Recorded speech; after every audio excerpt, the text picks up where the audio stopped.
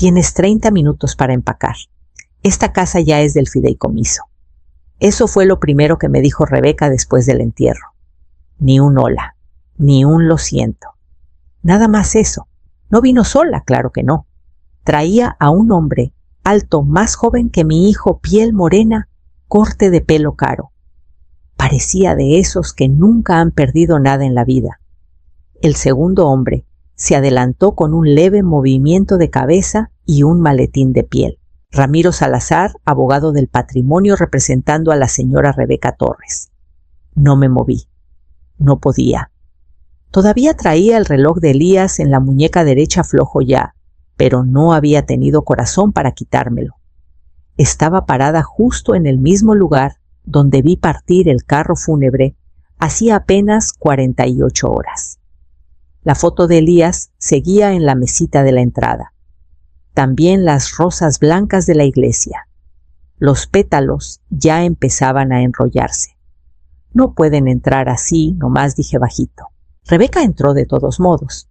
Vestido negro, labios rojos, uñas como navajas. Venía de la mano con el primer hombre. Ese detalle me dolió más que todo lo demás. No era tristeza lo que traía en la cara, era victoria.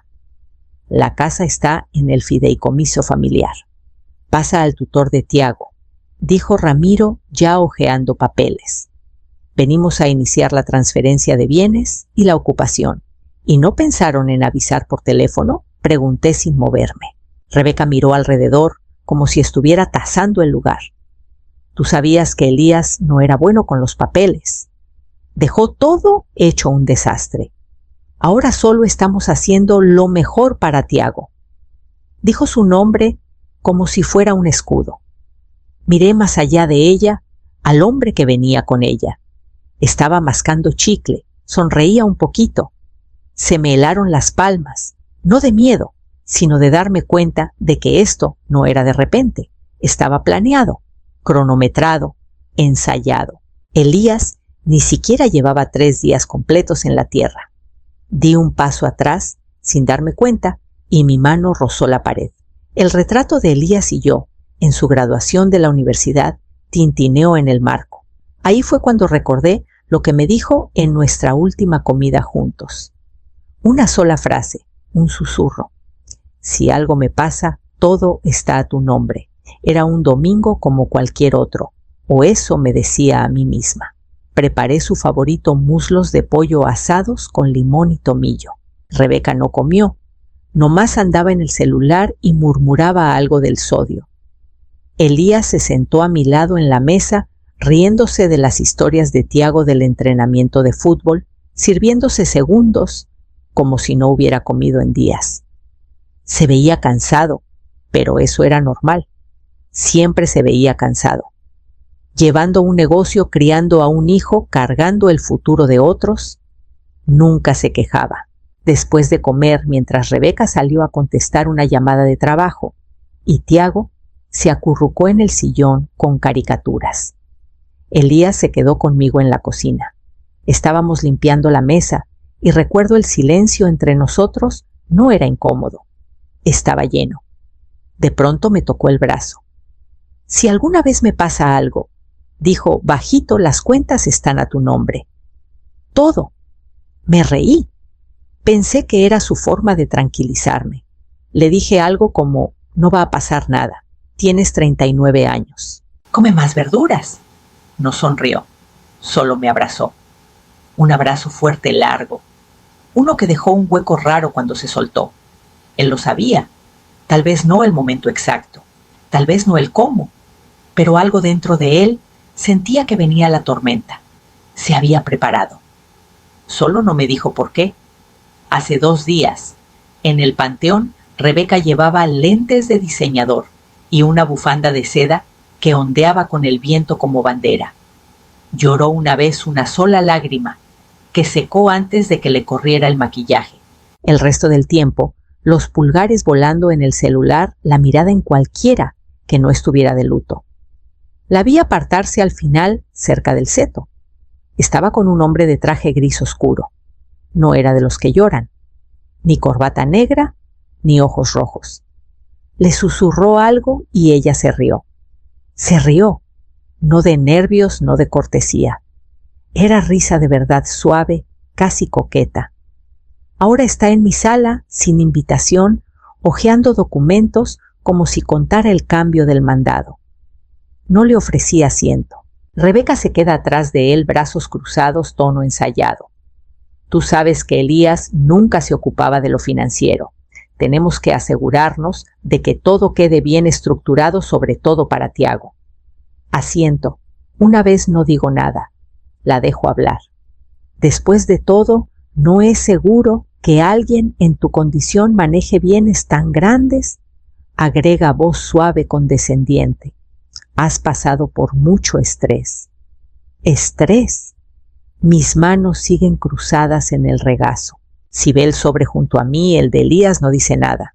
Él hubiera querido que Tiago estuviera seguro, sigue. Podemos empezar con el acceso a la cuenta conjunta. Una vez transferida, hablamos de la casa.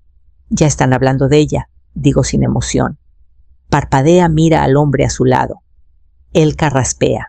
Estamos dispuestos a explicarte el proceso. No hay necesidad de ponernos en contra. Esto es solo para garantizar la continuidad por el bien de Tiago. Por el bien de Tiago. Dicen su nombre como si fuera la contraseña que abre todo lo que quieren. Pero no discuto. No me altero. Solo alcanzo el sobre y pongo los dedos encima. Es mucho que procesar, digo suavecito. Rebeca suaviza la voz creyendo que mi silencio es rendición. Te damos 1 o 2 días, pero necesitamos tu firma pronto. Se da la vuelta para irse los tacones resonando en el piso. Cuando la puerta se cierra, levanto el sobre y marco el único número que Elías me dijo que llamara si algo salía mal. La oficina de don Ramiro ya estaba despierta cuando llegué. Las luces encendidas, la puerta abierta. No se sorprendió de verme. Pase, siéntese, dijo señalando la silla frente a su escritorio. El expediente delante de él era grueso y ya abierto con el nombre de mi hijo en la pestaña. Su hijo lo planeó todo. Solté el aire que sentía que había estado conteniendo desde que tocaron la puerta el día anterior. Me pasó el primer documento. Esta es una transferencia irrevocable de fondos notariada. 200 millones de pesos. Completada 3 días antes de su fallecimiento. Testigos. Registrada. Verificada por 2 instituciones distintas. Mire la firma. La letra de Elías era inconfundible, ligeramente inclinada, decidida. La fecha estaba ahí como un alfiler en el pecho. Hay más, siguió don Ramiro pasando la página. Copias de respaldo en 2 jurisdicciones y una cláusula de protección. Tocó el margen con la pluma. Cualquier intento de coacción, intimidación o alegar incapacidad mental anula de inmediato las reclamaciones contrarias. Entonces dije con cuidado lo que Rebeca me trajo ayer. Es puro ruido, terminó. No tiene peso legal. La palabra se me asentó en los huesos. Peso. Yo lo tenía, ellos no. Don Ramiro se recargó. Su hijo estaba preocupado. Mencionó presiones. No dio detalles, pero fue muy claro en una cosa. Me miró a los ojos. Confiaba en usted.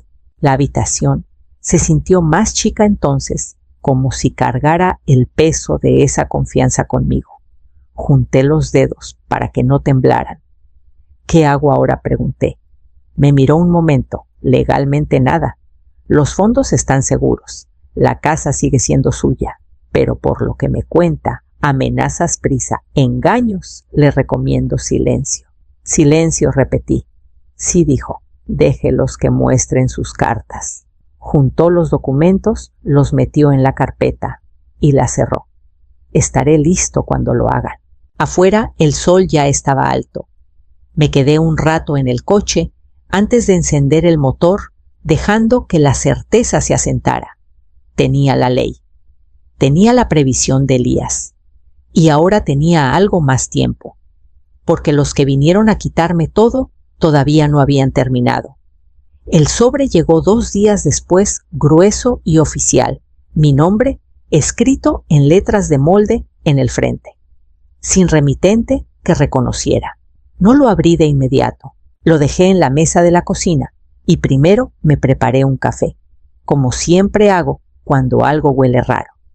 La rutina me mantiene las manos firmes. Adentro venía una notificación formal. Rebeca estaba solicitando al juzgado una evaluación de competencia. El lenguaje era clínico, casi educado, pero el mensaje cortaba como navaja.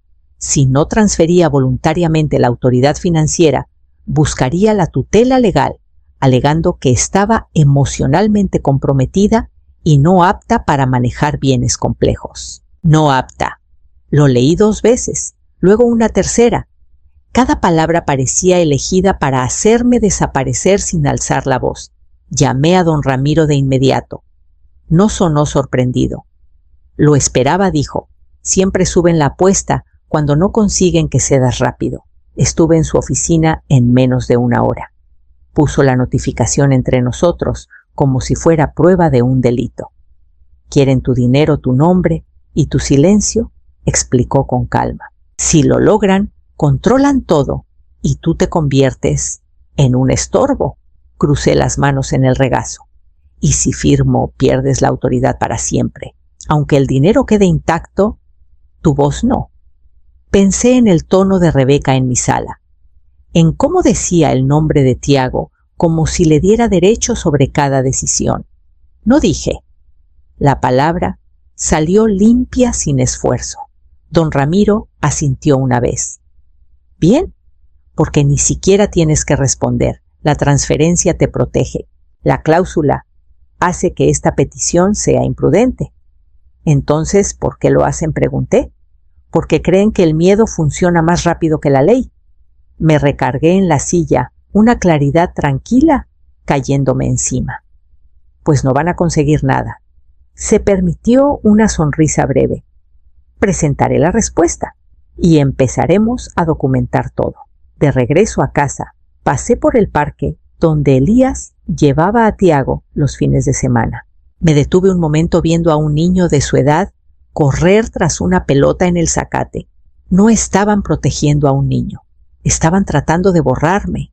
Y ahora que habían pasado a amenaza abierta, supe que el siguiente paso no vendría de mí hablando, sino de mí observando muy de cerca.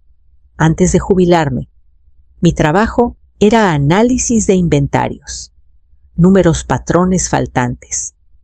Aprendes rápido que nada se pierde por accidente. Siempre alguien lo toca, lo mueve, lo esconde. Rebeca nunca preguntó a qué me dedicaba. Solo asumió que era vieja callada y por lo tanto ciega. No lo era. Lo primero que noté fue la oficina de Elías. Cuando pasé a recoger la chamarra de Tiago una semana después del entierro, el novio de Rebeca estaba sentado en el escritorio de mi hijo, pies arriba, laptop abierta, hablando fuerte por teléfono de proyecciones y flujo de efectivo. Ni levantó la vista cuando entré. No necesitaba. Ya se sentía dueño. Lo segundo fue el correo. Estados de cuenta a nombre de Tiago empezaron a llegar por error a mi casa. No los reenvié de inmediato. Los leí. Con cuidado. Transferencias iniciadas en su nombre. Cuentas ligadas a empresas fantasma. Y luego lo callado, el dinero, saliendo del Estado, pasando por intermediarios que nada tenían que ver con la educación de un niño. Saqué copias de todo. Don Ramiro me conectó con una contadora forense privada. Nunca la vi en persona. Hablábamos por teléfono. No me preguntaba cómo me sentía. Me pedía fechas, montos, rastros de autorización. En días me mandó un reporte limpio, claro, implacable. Cuando Rebeca apareció de nuevo, ni tocó. Entró como si ya fuera dueña. Tenemos que hablar del futuro de Tiago, dijo dejando su bolso en la mesa. Esto ya se prolongó demasiado. No discutí, no la corregí. Alcancé la carpeta a mi lado y saqué una hoja. La deslicé por la mesa. Sus ojos volaron rápido al principio, luego más lento. El color se le fue de la cara al llegar a la última línea. Me miró, abrió la boca, la cerró. Esto no es lo que piensas, dijo. Crucé las manos. Es exactamente lo que pienso. Agarró el papel, se levantó de golpe y murmuró algo de abogados y malentendidos. Me quedé sentada, porque ahora sabía a dónde se había ido el dinero. Y mi abogado también. Y el próximo lugar donde Rebeca tendría que explicar no sería en mi sala. Me describieron como si no estuviera ahí. El abogado de Rebeca habló suave, casi cariñoso de mi edad, del duelo, de cómo perder a un hijo puede desequilibrar a una mujer, hacerla vulnerable a confusiones. Usó palabras como aislada y abrumada. Dijo que vivía sola, que no tenía empleo reciente, que necesitaba ayuda. Me senté derecha, manos cruzadas, escuchando. Cuando le tocó a don Ramiro, no alzó la voz, no apeló a emociones, puso el tiempo sobre la mesa, presentó primero la transferencia, fechada, notariada, hecha días antes de la muerte de Elías, luego el reporte forense, páginas de transacciones resaltadas e indexadas, fondos retirados a nombre de Tiago, pasando por cuentas intermediarias, depositados en entidades controladas por el novio de Rebeca. Siguieron fotos, capturas de correos autorizando transferencias, firmas que coincidían, registros de IP mostrando de dónde venían las instrucciones. Rebeca se movió inquieta junto a su abogado.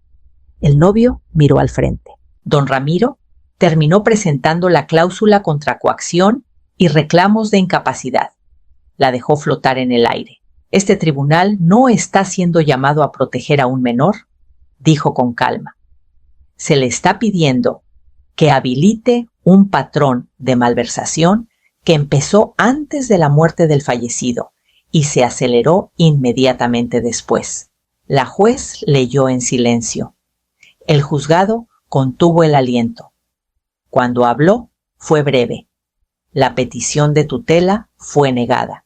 La solicitud de evaluación desechada. Las cuentas financieras quedaban bajo mi única autoridad.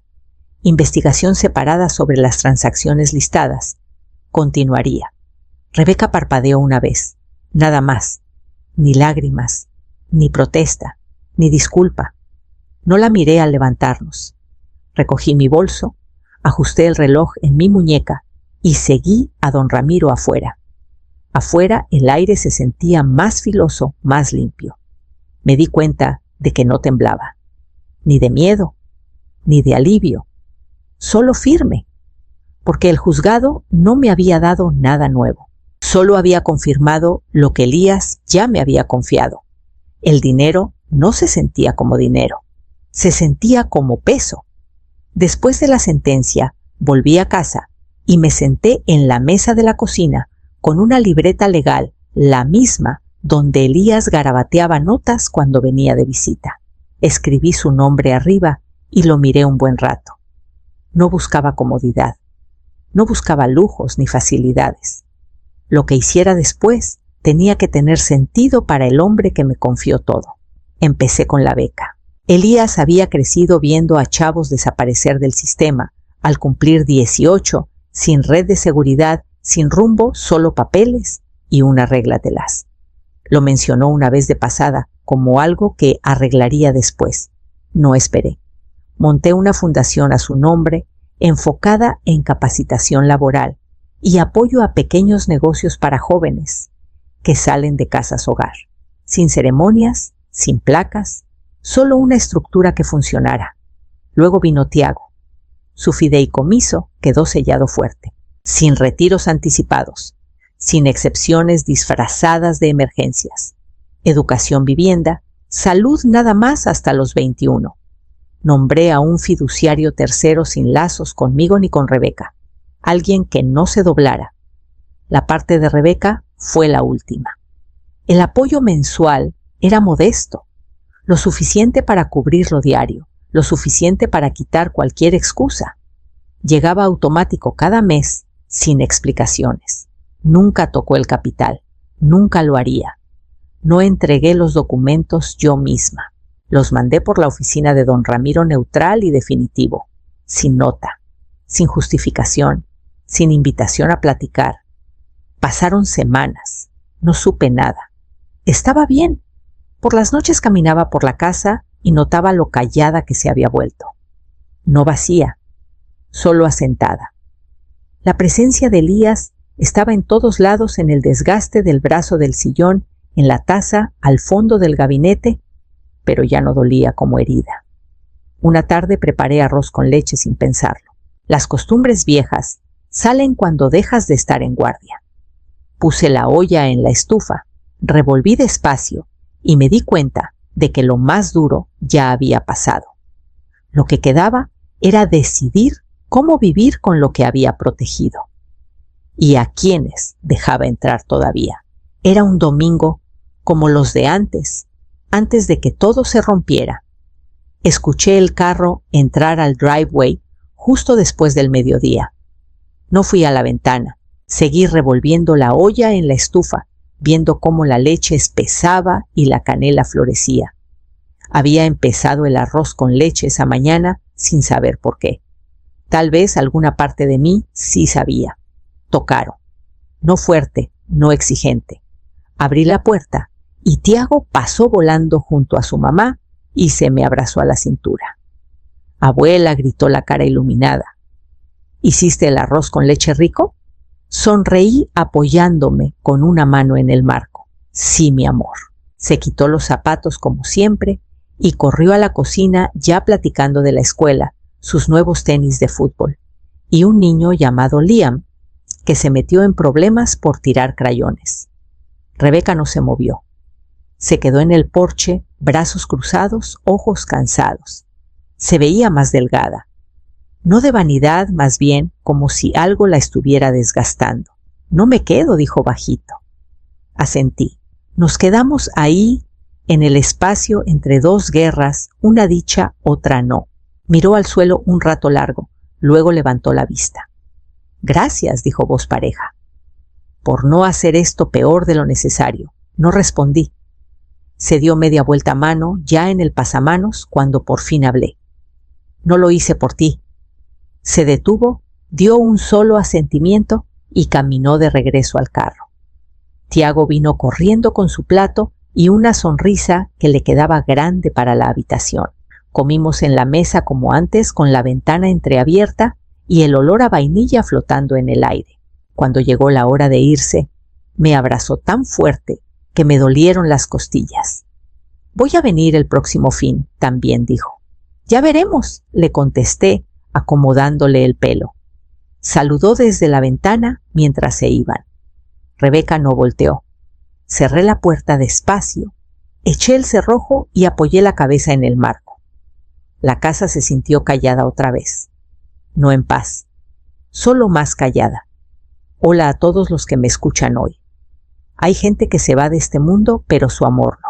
Se queda rondando en los rituales callados, en la comida que preparamos sin pensar en las canciones que tarareamos al doblar la ropa.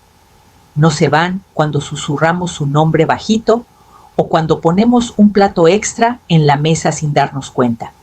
Un amor así no se esfuma. Se queda en el olor a canela en un suéter gastado, en la forma en que protegemos lo que ellos protegían. No pide permiso. Solo se queda. Callado. Firme. Para mí, está en cómo revuelvo el arroz con leche los domingos, aunque nadie lo pida. Está en el reloj que sigo trayendo, que fue de alguien que confió en mí más que en el mundo entero. Está en cada decisión que tomo para guardar la dignidad, aunque nadie lo vea. Así que, si hoy extrañas a alguien, quiero que sepas, no estás solo. Los llevas contigo. Y el amor que te dieron nunca deja de caminar a tu lado. Cuídense mucho. Abríguense y que la paz los alcance suavecito donde quiera que estén.